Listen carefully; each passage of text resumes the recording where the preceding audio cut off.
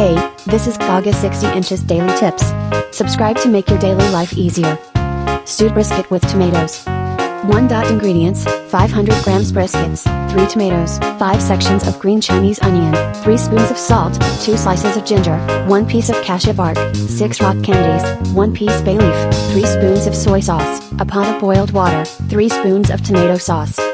2. First, cut the briskets into pieces, blanch them with cold water for 5 minutes, remove the briskets and rinse them for later use. 3. Onion, ginger, bay leaf, cinnamon, rock sugar and other spices ready, tomato cut set aside. 4. In the pot into the amount of cooking oil, the first into the rock sugar, until the rock sugar been melted. 5. Then put in the seasoning prepared just now, stir well, until fragrant. 6. Pour into the blanched briskets and stir well. 7. Add the soy sauce and stir until evenly colored. 8. 2/3 of the tomatoes, yes, 2/3 of the tomatoes.